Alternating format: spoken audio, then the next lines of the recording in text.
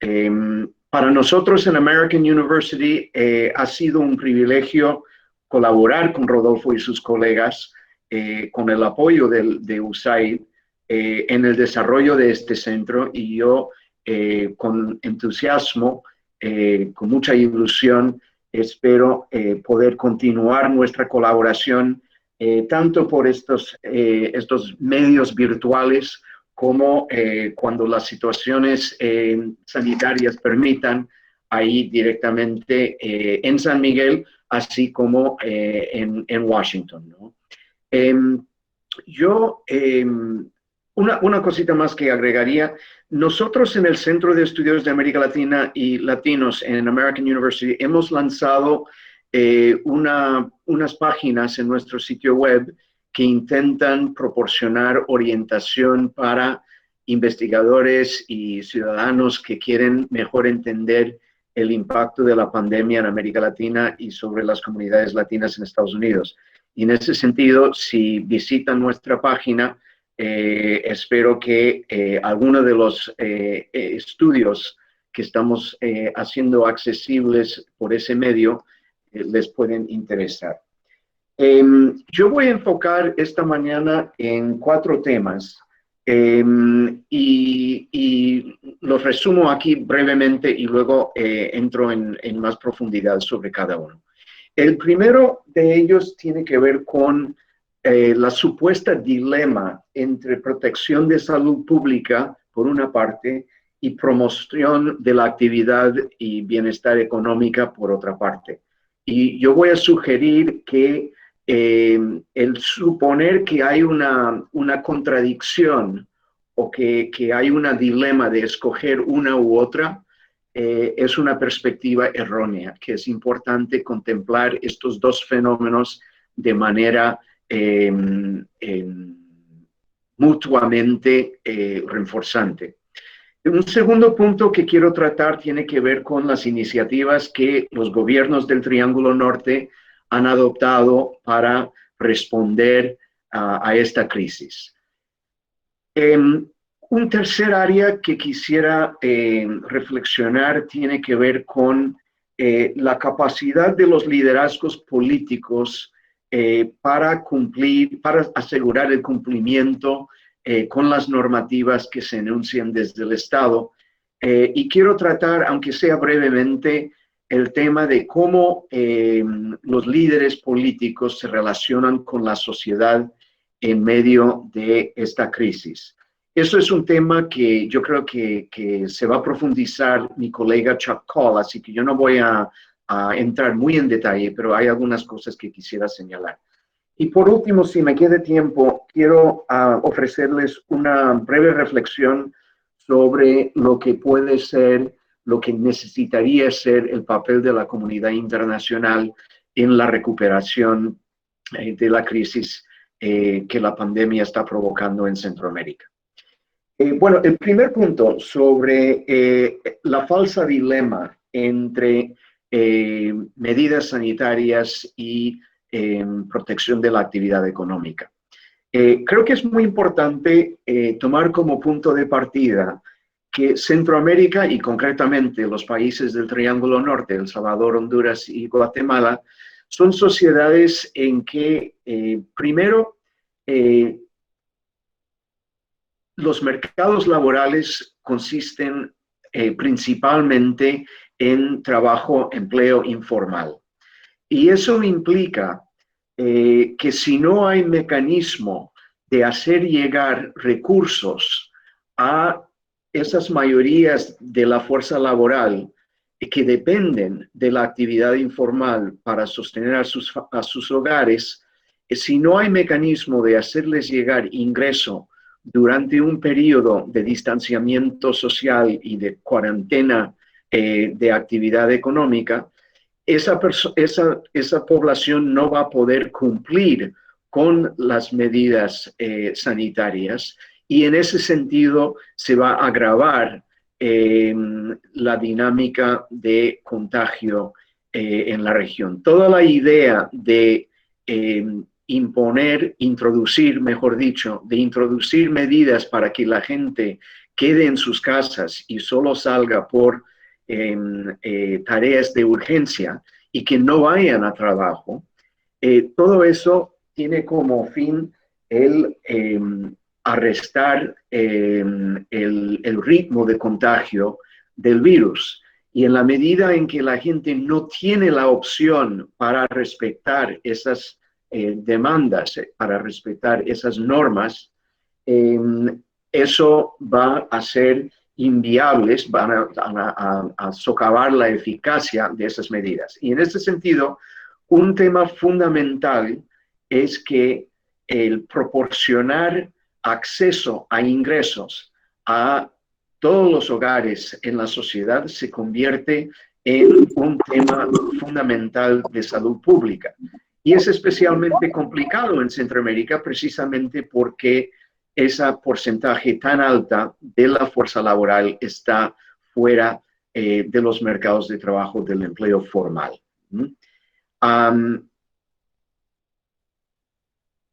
Y como estamos viendo también en Estados Unidos, donde hay unos debates muy fuertes en un sistema federal entre un gobierno central que en los ministerios de salud y en los círculos de expertos entiendan que hay que prolongar el distanciamiento social y la interrupción de las actividades no esenciales.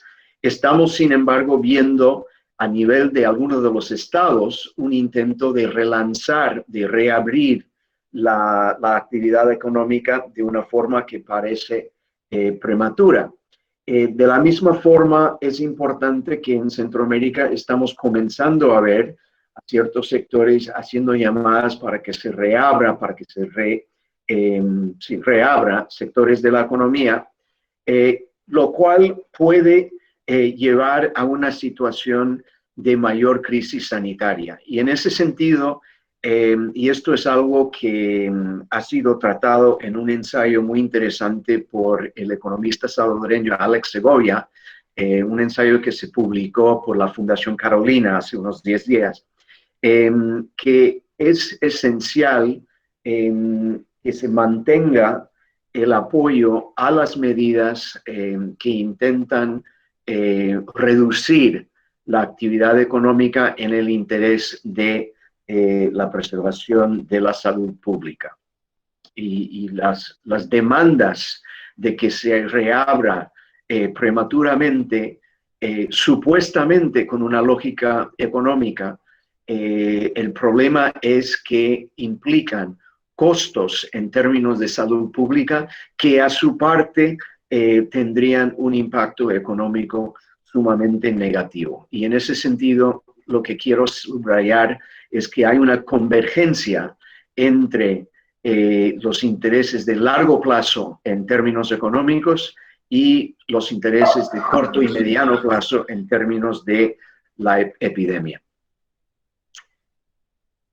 Segundo punto que quisiera tratar tiene que ver con algunas de las medidas que se ha tomado desde los gobiernos. Y creo que hay que reconocer que Centroamérica respondió, los gobiernos centroamericanos, con la excepción de Nicaragua, que no voy a tratar ese caso, pero los 3 países del Triángulo Norte respondieron de una forma relativamente temprana y tajante a las implicaciones de la epidemia, cerrando el transporte internacional, cerrando las escuelas, pidiendo que la población se mantenga en sus casas, etc. En ese sentido, la respuesta fue correcta y relativamente temprana.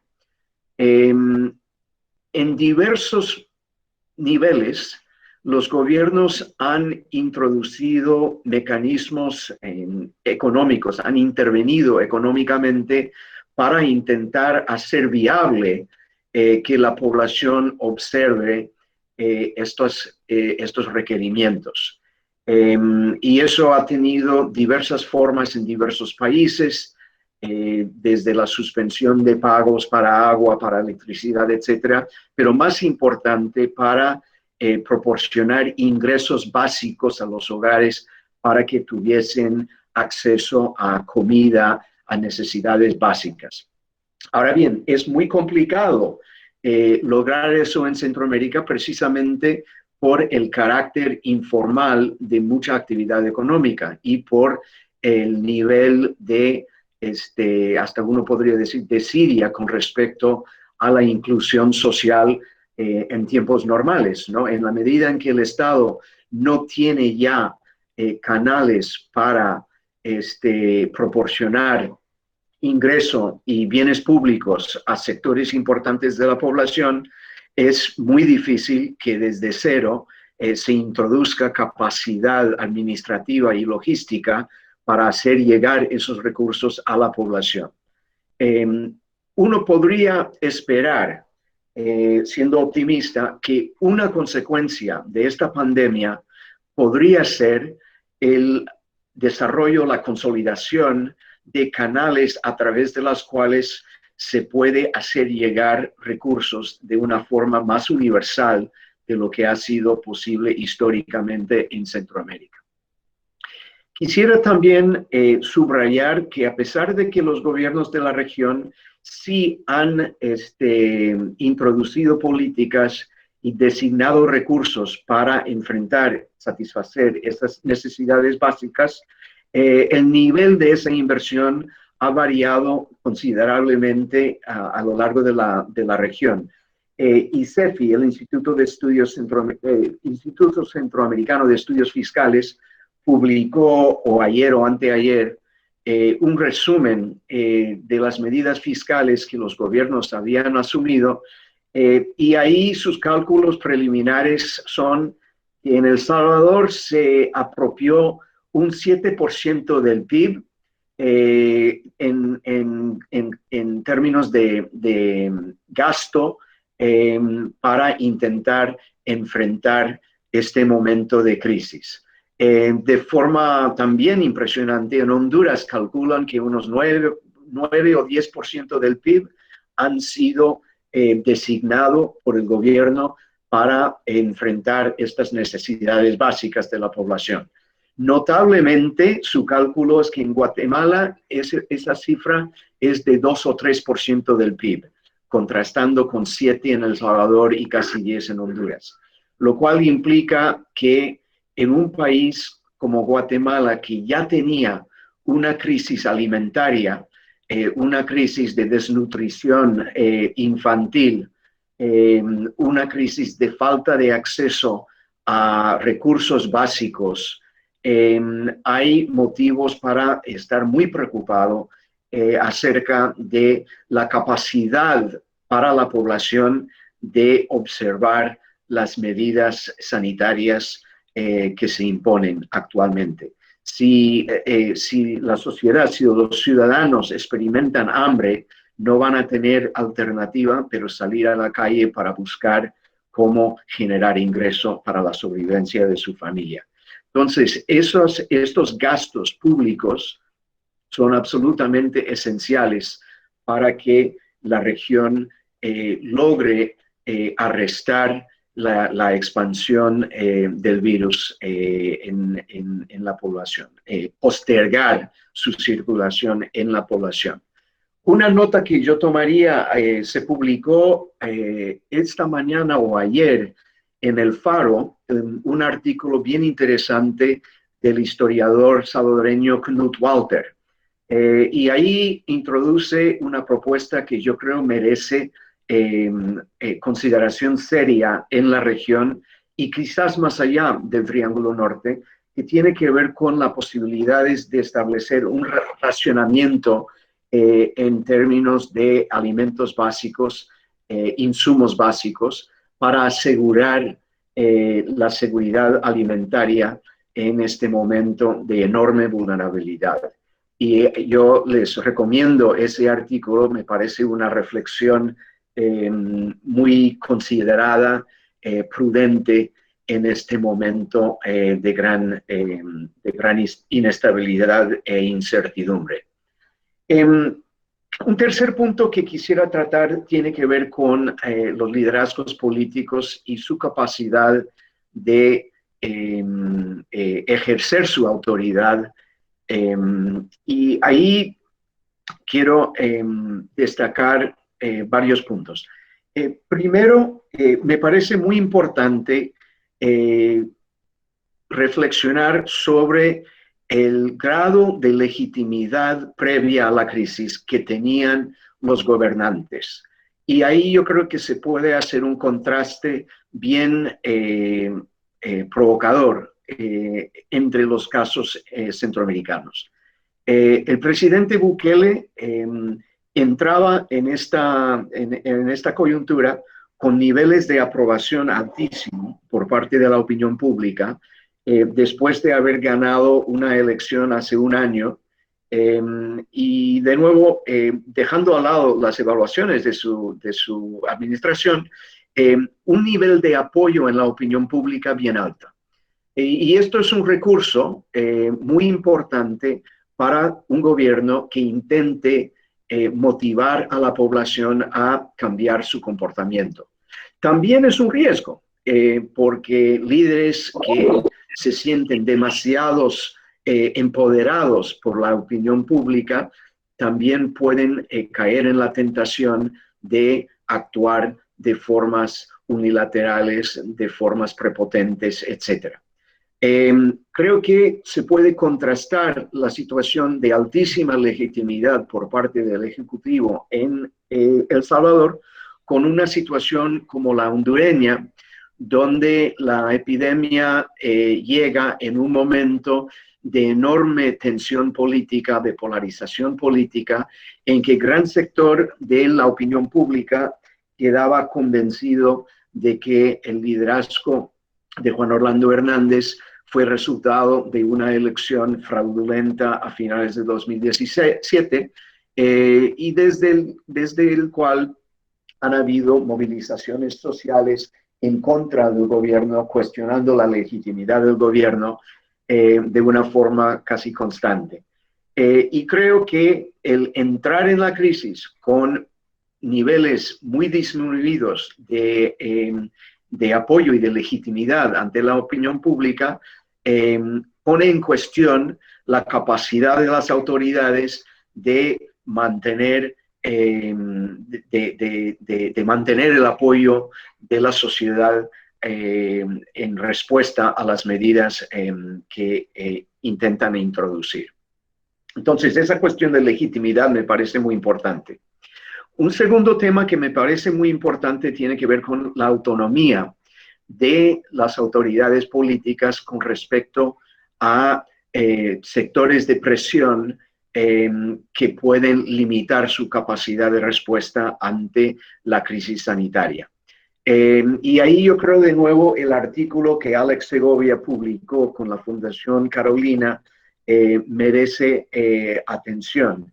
Ahí lo que Segovia señala son diferencias en términos de la autonomía de los ejecutivos en estos regímenes políticos con respecto a los empresarios, que en la medida en que hay menor autonomía de los ejecutivos con respecto a los empresarios, más presión hay para reabrir prematuramente la actividad económica.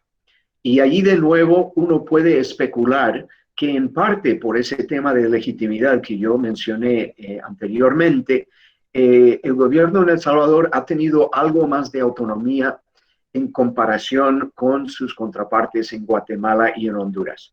Pero y también tiene que ver con la capacidad de esos gobiernos de designar recursos públicos para enfrentar las necesidades sociales.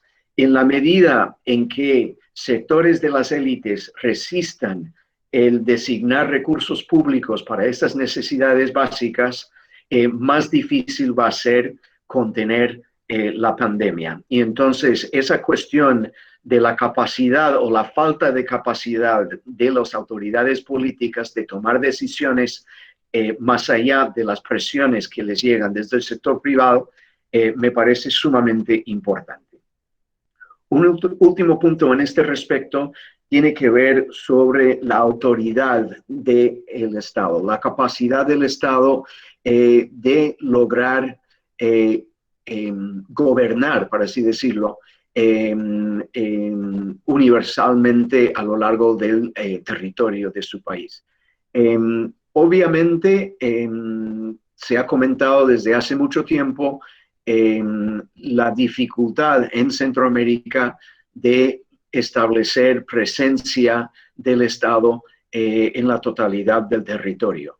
Y eso tiene que ver con la falta de desarrollo institucional, la falta de inversiones de recursos públicos y también la falta de control en términos de seguridad en la totalidad del territorio. Es notable, yo no he visto este fenómeno hasta el momento en Centroamérica, pero es muy posible que exista. Es muy notable lo que se ha visto en las favelas en Brasil, donde las pandillas, bandas criminales, han articulado las cuarentenas, han enforzado las cuarentenas diciendo que en nuestras comunidades el Estado no nos protege, será el crimen organizado que nos va a proteger, ¿no? Y esa cuestión de que si el Estado logre ejercer la autoridad y también proporcionar la protección social necesaria para los residentes de todos los territorios, es un tema muy importante en términos de la capacidad de regímenes políticos de gestionar este momento tan difícil. No voy a entrar en algunos otros aspectos con respecto a la institucionalidad democrática que creo que Chuck Call va a tratar, que tienen que ver sobre la autonomía de los ejecutivos con respecto a las otras instancias institucionales. Me preocupa la militarización de las policías y de la seguridad. Y también me preocupa la cuestión de cómo después de las cuarentenas, después de las órdenes de quedar en casa, cómo se va a reactivar la sociedad civil en la esfera pública, las posibilidades de manifestar públicamente, expresando las demandas sociales. Esto me preocupa de cómo vamos a lograr una transición a la normalidad. Pero una cosa que sí subrayaría, dejando ese tema, es desde la ciencia política. El famoso politólogo Adam Przeworski nos recordó hace muchos años que la democracia no es un sistema para no tener conflictos, sino precisamente es un tema para procesar conflictos, ¿no? Y el tema que a mí me llama mucho la atención, el interrogante, es si Centroamérica va a salir de esta crisis o gestionar una crisis que va a ser duradera en condiciones en que los conflictos ya existentes y emergentes sean resueltos por mecanismos de institucionalidad democrática, o si esas instituciones no van a lograr procesar esos conflictos, así canalizándolos por canales no democráticos. Y eso yo creo que es algo que nos preocupa. Para concluir, quiero mencionar nada más el tema internacional. A mí me preocupa mucho el tema de si los contrapartes en el sistema internacional, sea Estados Unidos, que es el socio principal en términos de inversión, en términos de cooperación, China, que tiene un papel importante en varios países de la región y cada vez más en América Latina. Y los organismos multilaterales como el Fondo Monetario, el Banco Mundial, el BID.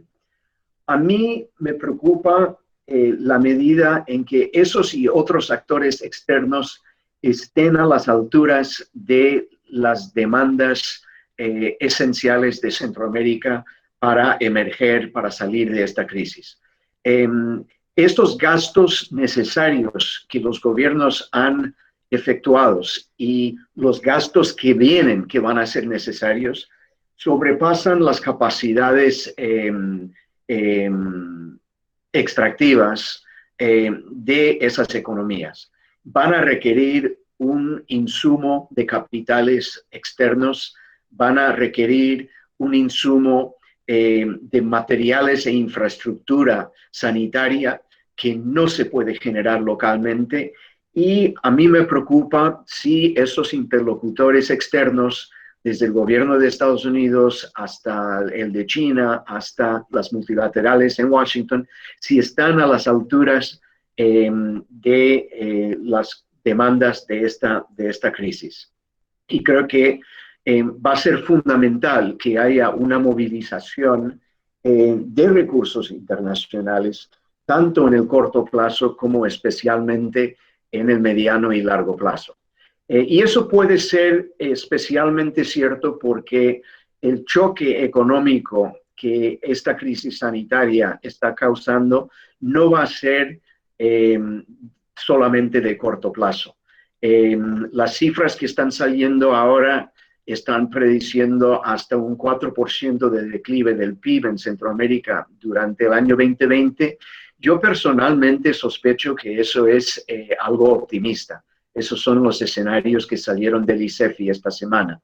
Y en caso de que estemos hablando de una contracción de esa escala o peor, va a haber necesidades de un insumo de capitales tanto en este año como más allá de este año. Si no, va a haber una situación de endeudamiento, una situación de estancamiento económico con consecuencias sociales catastróficas, y creo que acompañando un catástrofe social habría unas amenazas muy serias a la gobernabilidad democrática que es tan importante para la región.